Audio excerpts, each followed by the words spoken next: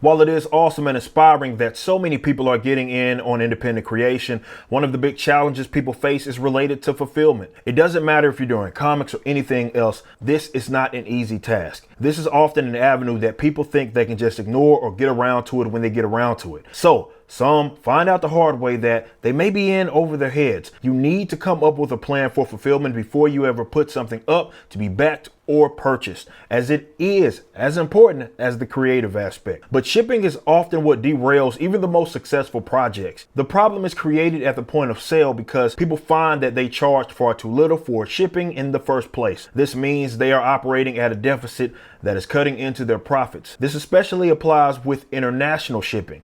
Let me be the first to tell you that almost no company profits off of shipping, and that's not the point. But you want to mitigate any losses, and the best way to do that is to charge accurately. If you are handling fulfillment in-house, please listen to what I'm about to tell you. This isn't the most profound advice, but it also isn't common knowledge, unfortunately. I assume that you're going to want the shipping as low as possible to entice buyers, as you should. That said, you're going to be limited in charging accurately if you don't host the store on a platform that specializes in e-commerce. There are dozens of platforms out there you can utilize for your back end. There are plenty out there that are user-friendly and they're cost-effective for newbies like Shopify, or you can have your own developed for you if you have the budget. But for discovery purposes, many people in creative fields like to utilize things like Kickstarter and Indiegogo. Those are great and you can absolutely make it work, but you'll find that most of the successful campaigns are charging flat rates depending on the country the items are being delivered to. The really good ones have used this actual math and averages to find a medium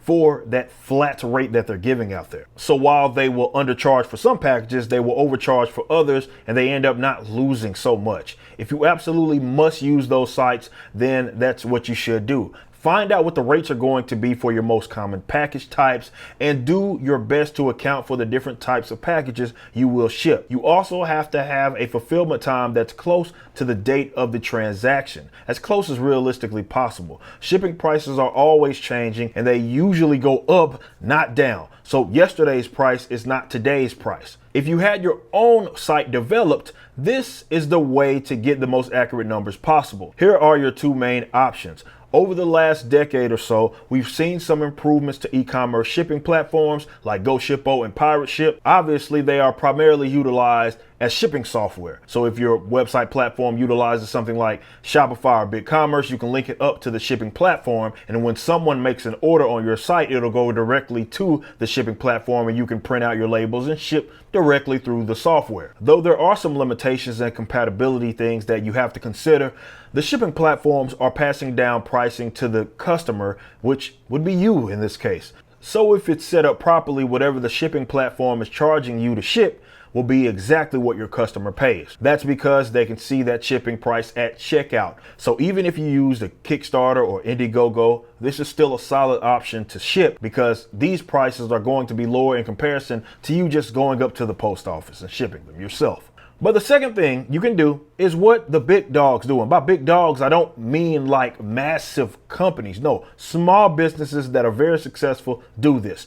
This is only an option, though, for those that ship frequently throughout the year. If you're shipping like thousands of items and you can keep that rate up, you have negotiating power. And trust me, everything is up for negotiation when you're putting up these numbers. I can say this for any good or service. If you're doing the numbers, you should be contacting service providers directly because you're dealing with a completely different set of pricing. The big dogs have deals with shipping companies directly, whether it's the post office, UPS, FedEx, DHL, whatever. You can negotiate a deal directly with them. Then you have your own account. You can still use the shipping software I mentioned earlier, only instead of using that platform's account, you're using yours. Using their API, you can link your accounts to both the software and the e-commerce site.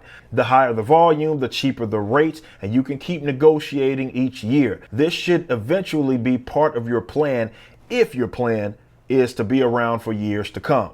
This is how the Rippaverse, for example, has been able to get our prices with shipping down. We're always working to improve. Well, I hope that was helpful. As I said, this could be a 30-minute video if we were to go in great detail, but I at least hope this could put you on the right track. I want you all to be great, and in order to do that, you have to focus on the business just as you would the creative elements.